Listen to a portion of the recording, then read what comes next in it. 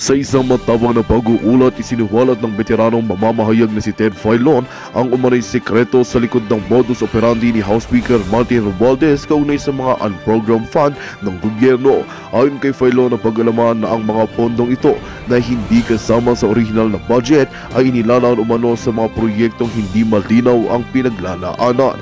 Ang naturang revelasyon ay nagsimula ang investigasyon matapos maglabas ng mga ebidensya at testigo na nag-uugnay kay Kuyang sa mga illegal na aktibidad. Sa programa ipinaliwanag ni Filon na ang mga unprogrammed fund ay karaniwang ginagamit para sa mga proyektong hindi tinukoy sa General Appropriation Act o GA. Subalit may mga ulat ng mga otoridad at pondo ay ginamit sa mga hindi otorisado proyekto o kaya may napupunta sa kasalukuyang inaasang hangarap sinabi pa ni Filon na tila lumalabas na may mga at iba pang mga influensyang personalidad ang nagbayad naman sa sistemang ito kabilang na umano hinihiling sa mga mamamayan na manatiling kalmado at hintayin ang magiging resulta ng mga illegal na proseso at handa silang magbigay ng malinaw sa mga susunod na hakbang kaugnay sa kontrolsyon ng pag-aresto sa Pangulo at yan ang balita opisyal na nakatutukan mula sa mga kinauukulang ahensya upang mabigyan ng linaw ang isyu para siguro ang wastong paggamit ng pondo ng bayan at yan ang balita ng ating pagkakatutukan. Ngunit bago ang lahat, siguraduhin mag-subscribe at i-hit ang notification bell para sa patuloy na pagtutok sa mga silip ng bagong balita sa tunay na boses ng masa.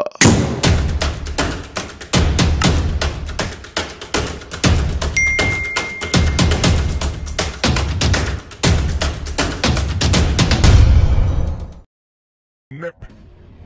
Pero nang aprubahan ng Kongreso at pirmahan ng Pangulong Marcos ang General Appropriations Act, napunta sa unprogrammed appropriations ang naturang mga importanteng proyekto. Noong nakaraang linggo, naglabas po ng recorded interview si Vice President Sara Duterte. Kasama sa interview na ito ang kanyang pahayag tungkol sa pambansang budget. Ang budget ng Pilipinas ay hawak lang ng dalawang tao. Hawak lang siya ni Congressman Zaldico at ni Congressman Martin Romualdez. Yan ang katotohanan. Agad pong pinabulaanan ni Congressman Zaldico ang aligasyon ni VP Sara. Habang wala pa pong direktang inihahayag na panig tungkol dito ang Speaker ng Kamara. We beg to differ sa sinasabing ito ni VP Sara. Madam VP, we beg to disagree. Hindi po lamang dalawang tao ang may kontrol sa pambansang budget. Kung meron mang impluensya ang dalawang ito, sila'y may mga katuwang para ito magtagumpay. At ito'y nangyayari din dulot ng tinaguriang time-honored tradition. Sa naging pagdinig po sa proposed 2025 national budget sa Senado, ito po'y kamakailan lamang, muli pong nagulat ang ilang senador kung bakit walang kaukulang pondo para sa kasalukuyang taon ang mga napaka-importante at malalaking proyekto ng Department of Transportation na sana'y magbibigay nga po ng benepisyo sa mga mananakay. Kasama rito ang MRT Line 4 project, North-South Commuter Railway System, Cebu Bus Rapid Transit Project, PNR South Long Haul Project, Metro Manila Subway Project, at maging ang Davao Public Transport Modernization Project. Ang aking pong nabanggit na mga proyekto ay kasama sa listahan ng foreign assisted projects na popondohan ng gobyerno ngayong taon. Malinaw po na ito'y nakalatag sa National Expenditure Program o NEP o NEP. Pero nang aprubahan ng Kongreso at pirmahan ng Pangulong Marcos ang General Appropriations Act, napunta sa unprogrammed appropriations ang naturang mga importanteng proyekto. Nangangahulugan na ito po'y inilagay sa hindi na po importanteng mga proyekto at walang kaukulang pondo. Narito ang ilang bahagi ng pagdinig. For 2024, a big portion of the budget under the NEP is allocated to support the Build Better More programs. of the President, particularly the rail transport program, received a massive amount for the improvement and construction of the railway system. However, I was disappointed that these programs and projects were transferred to the unprogrammed fund. Kaya nagulat po ako why of all programs, the priority projects or the foreign assisted projects were transferred to the unprogrammed fund. Yung propose ninyo, ano yung pinropose ninyo how much nung last year? 187 billion in the net, and then in the GAA we only got 41 billion. Ganun kababa ba yun? Are you sure? It was put in the majority of our appropriations was put in the unprogrammed. Okay, sige. So, So we want to know the projects and that yet have to be funded, no? Kung talagang meron. Kasi nga priority ito, bakit mapupunta sa ano? It's still a puzzle and we still do not understand. Ang tinatanong po ni Senator J.V. Ejercito at Coco Pimentel ay si Undersecretary for Administration and Finance Jesus Gonzales ng DOTR. Ika ni Senator J.V., naguguluhan siya kung bakit nangyari ang mga ito. Habang sa Kamara de Representante po naman sa budget briefing ng DPWH, may isang kongresista rin ang nagtanong kay Secretary Manuel Bunoan kung ano ang nangyari sa budget po naman ng foreign assisted projects. Narito ang ilang eksena sa naturang budget hearing. Foreign assisted projects, there's zero allocation in 2024 GAA. Ano pong nangyari doon sa allocation niya for foreign assisted project? For 2024, Your Honor? Yeah. Well, we proposed actually 70 billion in our national expenditure program, but when it came out on the General Appropriations Act, we were surprised actually that there was nothing that has been allocated. Inyo bang nasilayan o nakita yung pagkamangha sa mukha ni Secretary Bunoan sa katanungan po ni bagong henerasyon Party List Representative Bernadette Herrera? At kitang-kita po ba sa mukha ni Secretary Bunoan ang kanyang pagkagulat? Dahil lumalabas na hindi alam ni Herrera na ang pera na inilaan sa malalaki at importanteng proyekto ng DPWH ay inilipat din pala ng Kongreso sa unprogrammed appropriations. Si Representante Herrera po ay isa sa mga kongresista na bumoto pabor sa ratifikasyon ng 2024 budget. Habang si Senador J.B. naman ay miyembro mismo ng Bicameral Conference Committee. Ang mga eksenang ito ay tila pagbabalik tanaw po sa naging hearing din ng Senado tungkol sa pagkubra ng Finance Department sa 89.9 billion pesos na sinasabing sobrang pera ng Philippine Health Insurance Corporation o PhilHealth. Nagulat din di ba ang mga senador? Abay, ang iba naging emosyonal, ang iba'y galit. Bakit nyo nga naman kukunin ang 89.9 billion pesos na government subsidy sa PhilHealth gayong hindi nga makapagbigay ang PhilHealth ng sapat na benepisyo para sa mga pangangailangang medikal ng mga Pilipino? Abay mahaba ang diskusyon, etc., bla bla bla. Paano po nangyari yun? Sino ba ang nagbigay ng pahintulot para magawa ito ng Department of Finance? Hindi po ba't kayo rin? Inaprubahan ninyo sa pamagitan po ng ratifikasyon ang pinal na bersyon ng budget na dumaan sa Bicameral Conference Committee. At doon sa BICAM na ito, inilagay ang provision na magbibigay kapangyarihan sa Finance Department na kunin ang umano'y excess fund ng government-owned or controlled corporations kasama na ang PhilHealth. Ang paghahanda po sa taunang pambansang budget ay napakahabang proseso. Maraming government hours at government resources ang inuubos dito. Malaking gastos din ang pagbuo sa pambansang budget. Sa bawat taon, pagkatapos po ng State of the Nation Address ng nakaupong Pangulo, kanyang isinusumite sa Kongreso ang tinaguriang President's Budget. Ito ay ang National Expenditure Program o NEP. Sa NEP na ito, mabubuo ang General Appropriations Bill o ang panukalang pambansang budget. Bago mabuo ang National Expenditure Program at ang General Appropriations Bill, may tinatawag ang DBM na budget call sa lahat ng ahensya at sila'y pinagsusumite ng mga detalyadong plano para sa lahat ng mga programa at proyektong poponduhan ng gobyerno. At mayroong Development Budget Coordinating Committee na binubuo ng Secretary ng DBM, Finance Department, Bangko Sentral Governor, NEDA Director General at mismo tanggapan ng Pangulo. Sila ang sisiguro sa mga economic target at kung papaano mapopondohan ang bawat gastusin ng pamahalaan. Kaya naman, tukoy na. Sa NEP pa lamang kung ano ang mga malalaki at importanteng programa at proyekto ng pamahalaan. Oo nga po, at nasa Kongreso ang power of the purse. At nasa kanilang kapangyarihan ang paglalaan ng salapi ng bayan sa dapat na pagkagastusan. Ngunit, nasa bawat isang miyembro ng Senado at ng Kamara de Representante rin ang responsibilidad sa malalimang pag-aaral sa magiging laman ng General Appropriations Act. Mahirap pong tanggapin ang reaksyon ng mga miyembro ng dalawang kapulungan ng Kongreso na para bagang nagugulat sa kawalan ng budget para sa mas importanteng mga proyekto para nga sa kapakinabangan ng mga Pilipino.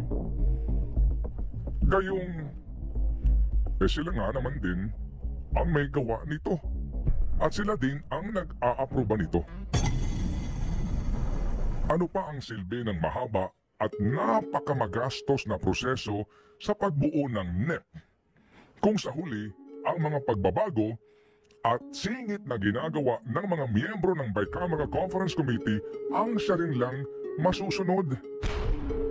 At nangyayari nga ang mga ito hindi lamang dahil sa dalawang tao kundi dahil sa pakikipagtulungan ng halos lahat ng miyembro ng dalawang kapulungan ng Kongreso. At nangyayari ito taon-taon. At malamang na mangyari ulit ngayong taon.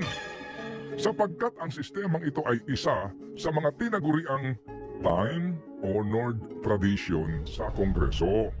Na kapag ang panukalang pambansang budget ay nahimas na sa BICAM, approve na rin kaagad ito sa kanyang ratifikasyon sa Senado at sa Kongreso. At ang time-honored tradition na iyan ang siya ring isinasangkalan para dumulas sa sanay mahigpit at masinsinang pagsuyod sa budget ng Pangulo at pangalawang Pangulo at maging ng budget mismo ng Senado at ng Kongreso. Times change. Nagbabago ang panahon. At sa pagbabagong ito, nawawalan na po ng dangal, honor, ang maraming politiko. With all due respect, panahon na po para isabaul ang sinasabi nilang mga time-honored tradition sa Kongreso. It's time to dishonor these traditions. Ano po sa palagay ninyo? Think about it. Sa totoo lang, hindi naman ang budget ang punteriya ninyo dahil napakadali naman magtanggal ng budget. What you are trying to do is make a case for impeachment. Hindi naman ako kakandidato sa nalalapit na eleksyon. Hindi ako namumulitika. Ang ginagawa ko lamang ay ang pagtupad sa aking oath of office at campaign platforms. Madayaw, mayong adlaw, kaninyong tanan, magandang araw sa inyo lahat. The officials of the Office of the Vice President as well as each and every one of our satellite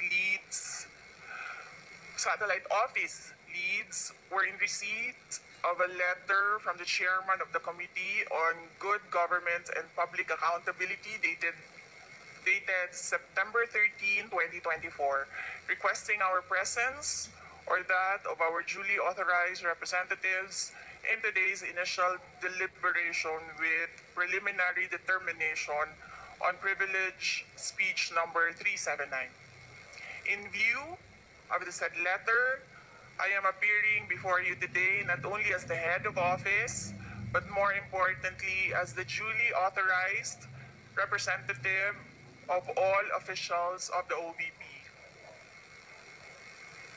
Simply because we have not done anything wrong. There is no misuse of funds.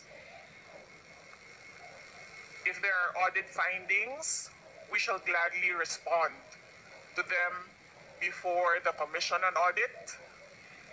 And if there are legitimate cases to be filed, then we shall gladly respond to them before the appropriate courts. In relation to this, may I just say that I take notice of the opening speeches and nasabi doon, there is a determination of misfeasance, nonfeasance, and malfeasance. And those are cases that should properly be taken in the courts of law. What we are witnessing now is no ordinary legislative inquiry. This exercise is a well-funded and coordinated political attack. This much is evident from the very words of the privileged speech that prompted this inquiry. A speech that simply meant to say, do not vote for Sara on 2028. It is clear to me that this inquiry is not about misused funds, accountability, or governance. Instead, it is solely aimed at discrediting my name and my office to prevent future political contests. I have publicly stated my reasons as to why I've chosen not to defend the OVP's budget proposal for 2025. I have narrated the issues I encountered in previous years, which can easily be confirmed by looking at the NEP, the GAB, and the GAA for fiscal years 2023 and 2024. Further, I have even shared the drama that transpired last year regarding the confidential funds. Hence, just as we have done last year, we again leave the 2025 OVP budget to the pleasure of Congressman Martin Romualdez. I am not asking for any special treatment, nor am I asking you to uphold any tradition. There is no disrespect. All I am saying is that you have the complete freedom to do whatever you wish with the OVP budget. If you feel that all the documentary submissions are not enough, then by all means, huwag kayo magbigay ng budget. Sa totoo lang, hindi naman ang budget ang punteriya ninyo dahil napakadali naman magtanggal ng budget. What you are trying to do is make a case for impeachment. Hindi naman ako kakandidato sa nalalapit na eleksyon. Hindi ako namumulitika. Ang ginagawa ko lamang ay ang pagtupad sa aking oath of office at campaign platforms na trabaho, edukasyon, at mapayapang pamumuhay. Sinabi ko na noon at ilang beses ko nang inulit na hindi ako ang problema ng bayan na ito. Ang totoong problema ng bayan ay kagutuman, kahirapan, iligal na droga, kriminalidad, terorismo, hindi na sapat na healthcare, kalidad ng edukasyon, kawalan ng plano ng infrastruktura para sa disasters, at marami pang iba. So you may try to destroy me, you can skin me alive, and throw my ashes to the wind. But let it be known, you will find me unbowed. I will continue to serve the Filipino people no matter the personal cost or political intrigue. Having said that, I will not allow myself to be subjected to an inquiry based on an empty privilege speech just so you can attack me and do indirectly what you failed to do directly during the budget hearings. I therefore request this committee to terminate this inquiry for its clear lack of any proposed legislation or substantive matter for discussion. Shukran.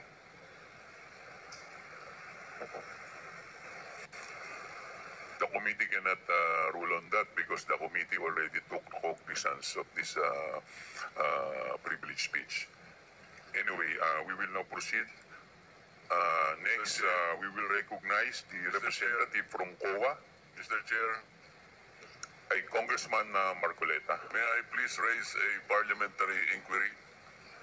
What is your parliamentary inquiry? Thank you, Mr. Chair. The rules of the committee says that this committee only acquires jurisdiction on matters of nonfeasance, misfeasance, malfeasance. And under Section 2, Mr. Chair of the rules, there should be a prior determination whether or not these malfeasance, nonfeasance, and misfeasance are directly or specifically relating to the persons charged of this. Has this committee made a prior determination of this? And if so, when did it happen? And where is the order specifying that the committee has just reached a prior determination? This is very important, Mr. Chair, because the rules also says that after determining or making a prior determination, this committee will set an order, and that is the only way that this committee acquire jurisdiction over the person's subject matter of this inquiry. And that particular order of prior determination will set out the parameters.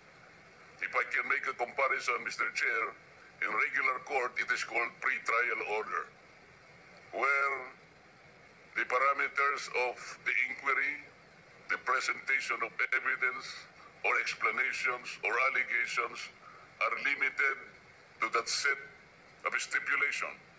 So considering, Mr. Chair, and I assume that there is no prior determination, I do not think how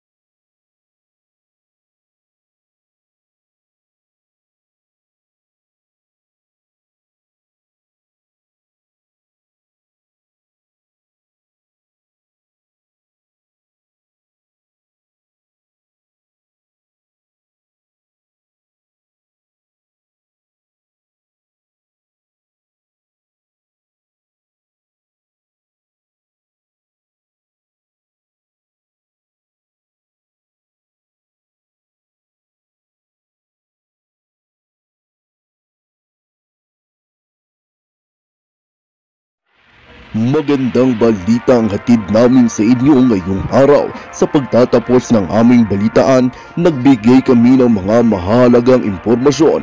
Maraming salamat sa pagtutok at pagsuporta sa aming programa. Huwag kalimutang manatili sa mga susunod na araw para sa mga bagong balita at mga kwento na dapat nating abangan. Mula sa Boses ng Masa, magandang araw Pilipinas!